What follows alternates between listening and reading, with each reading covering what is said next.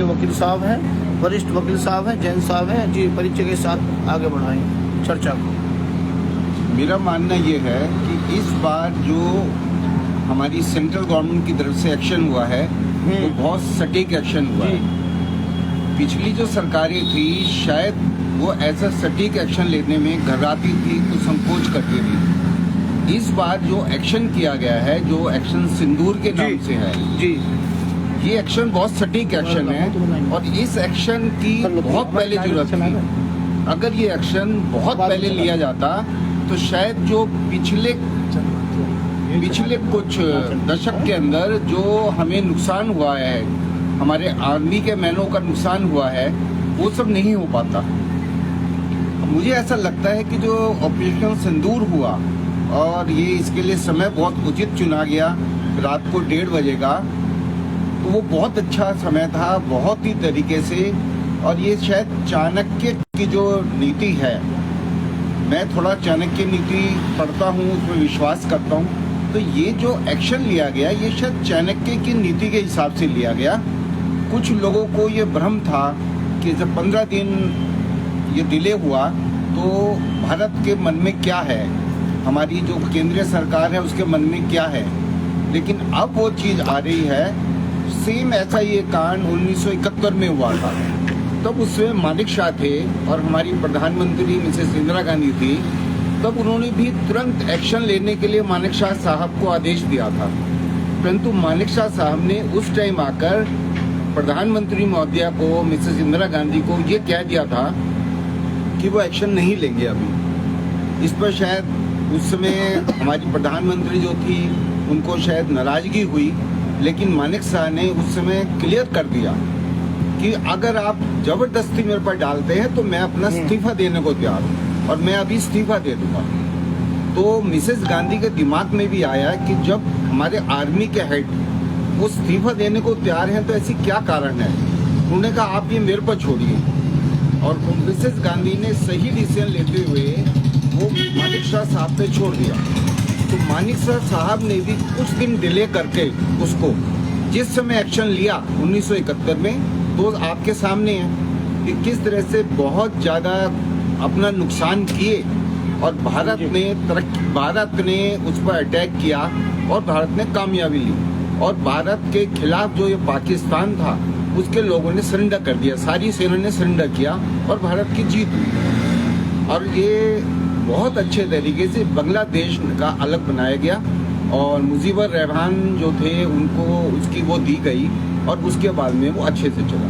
लेकिन अब कुछ टाइम से वही चीज़ लगातार हो रही थी, लेकिन उसमें थोड़ा हमारी जो भारत की सरकार है, संविधान है, वो अहिंसा परमो धर्म पे विश्वास करता है और वो कहता है कि पहले दूसरे को सुनो, उसके बाद कोई कार्रवाई करो।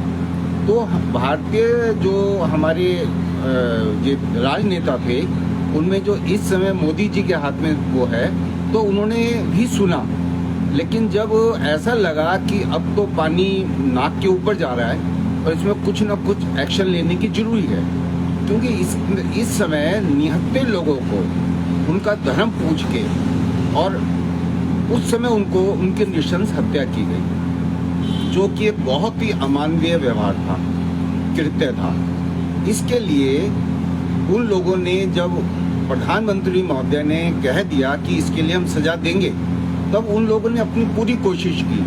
वहाँ की पूरी सरकार, पूरे अपने मुस्लिम देशों के जो संस्था है 57 देशों की, उनके पास, इराक और UN के पास, इन सभी संस्थाओं के पास गए जी और कोशिश करी उन्होंने कि किसी तरीके से भारत को रोका जाए। लेकिन वहाँ भी जो 6 कंट्रीज थी UN के अंदर, जो 6 नॉमिनेटेड मेंबर्स थे, जबकि भारत को उसमें भी स्थान नहीं मिला है, पाकिस्तान को मिला, लेकिन वहाँ भी 5 देशों ने चाइना को छोड़ के भारत के फेवर में बोला और ये कहा गया कि अब जो, और चाइना के ऊपर उसका विश्वास था कि चाइना शायद पाकिस्तान के फेवर में बोलेगा, परंतु चाइना ने भी उस समय बिल्कुल चुप्पी साध ली और उनको नहीं बोला। वहाँ से भी हताश होकर अब वो लोग वापिस आ गए। तब इस समय सही समय पर सही उन्होंने डिसीजन लेते हुए ऑपरेशन सिंदूर को अंजाम दिया।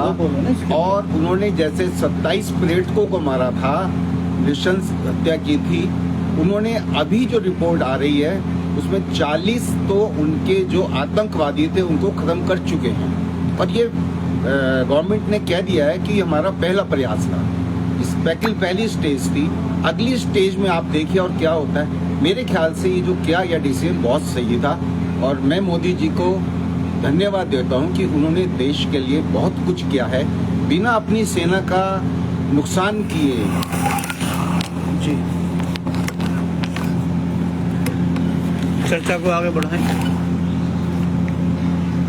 देखिए, हमारा देश आज की डेट में बहुत आगे जा रहा है और इससे कुछ हमारे देश के जो कुछ पार्टियां हैं कि जो लोग हैं और वो भी हिंदू हैं और वो गलत उल्टे सीधे जब विदेश की हमारी मानो लड़ाई है रही है तो हमारे देश के लोगों ने विदेश की लड़ाई के साथ में सबन में सहयोग देना चाहिए। हालांकि दे रहे हैं, लेकिन कुछ लोग ऐसे भी हैं जयचंद बैठे हैं देश में कि जो उसे गलत रास्ता पे लेके जाएं और गलत बयानबाजी करें और उसी वजह से ये आगे बढ़ते हैं। और उसी की आज मेहरबानी ये है रही है कि जो गद्दार जो हैं वे आगे बढ़े, उन्हें सहारा दिया जाए। तो ये हमारे देश की दुर्भाग्य की बात है।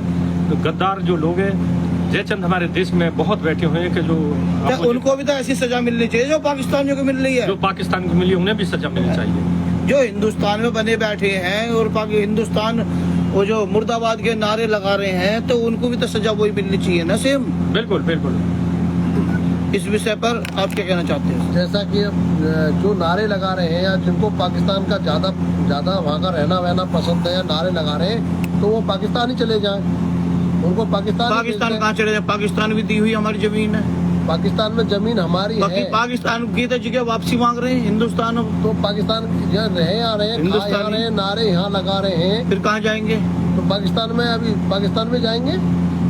जब उन्हें पाकिस्तान से ज्यादा लगाव है लगाव है तो वहाँ पे जाए वो। जब उन्हें पाकिस्तान से ज्यादा लगाव है और भाईचारा ज्यादा बनना है उनके ठीक ठाक, तो वहीं चले जाओ। आपस में भाई भाई की तो बनती नहीं है। जैन साहब का क्या मत है? मेरा विचार ये है कि जो राजनेता आज के समय में भी पाकिस्तान की बोलते हैं, इंडिया में रहते हैं, इंडिया की हर तरीके से इंडिया से ही सारी फैसिलिटीज ले रहे हैं। राजनेता ही नहीं, अन्य लोग भी जो इंडिया से फैसिलिटी लेकर और भारत की ना बोल के भारत के खिलाफ बोलते हैं और पाकिस्तान की करते हैं, तो उन्हें पाकिस्तान डिपोर्ट कर देना चाहिए। और ये इसमें कोई संवैधानिक गलती नहीं होगी। ये संविधान के अनुरूप है कि जो लोग आपके भारत के नहीं हो सकते तो उन्हें भारत में रहने का अधिकार नहीं है। अच्छा जी। भाई कहा जाए कि जाको खाए अन्न पानी बाकी करे आबादानी। जब तुम देश में रह रहे हो, देश के नागरिक बन रहे हो, तो देश के हित की बात करनी चाहिए ना, अनहित की तो बात करनी ही नहीं चाहिए किसी को। सही बात। राष्ट्रवाद आदमी के अंदर होना चाहिए और जहाँ तो आपके जिस देश में रह रहे हो उसके राष्ट्र के प्रति भी आपको लगाव और प्यार नहीं है तो उस देश में रहने को अधिकार सारी उसी की मेहरबानी है। जी सही बात। तो मैं चाहूँगा के लिए मैं तो धन्यवाद दूँ कि उन्होंने इतने बढ़िया सटीक काम करो है कि आज तक किसी और प्रधानमंत्री ने इतना सटीक काम नहीं करो।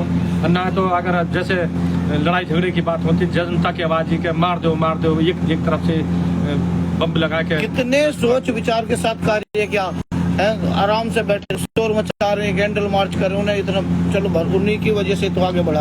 आज जो देशद्रोही जो लोग बैठे आज उनके माहौल में ऐसे मुच्छी को लगो है। आज कोई बयानबाजी तो ना है रो। आज से पहले दुनिया भर के बयानबाजी कर रही, सभी पार्टी के लोग कर रहे, सभी राजनेता कर रहे, लेकिन आज अपनी कंडीशन पर पहुंच गई है। जैसा कि हमारे देश में देशद्रोहियों पर क्या एक्शन होना चाहिए ये इसमें मोदी जी कर रहे हैं और स्टेट में योगी जी कर रहे हैं। और जब कांग्रेस की सरकार थी तो J&K में एक मानवाधिकार ऐसी धारा थी कि उससे किसी से तू भी नहीं कह सकते थे। और चाहे मिलिटेंट बैरन के अंदर राइफल दुबका के ले जाओ तो उसको तलाशी भी नहीं ले सकते थे। ये कांग्रेस के टाइम की बात है। जब से बीजेपी आई है तो किसी से पूछ भी सकते कि भाई कहाँ का है क्या है। जब कांग्रेस की सरकार थी या कांग्रेस थी वहाँ पे तो अभी जब कुछ किसी से कुछ नहीं, बैरन के अंदर हथियार ले जाओ मत ले जाओ, किसी को सामने दिखेगा तो उससे पूछ सकते थे कि भाई तू मिलिटेंट है या उसको घेरते थे। मतलब अगर वो फैरन के अंदर राइफल ले जा रहा है तो बूझ भी नहीं सकते थे। ये कांग्रेस के समय की बात है। और अभी जो लोग ये कर रहे हैं उनको J&K में जाके ही वहाँ देखना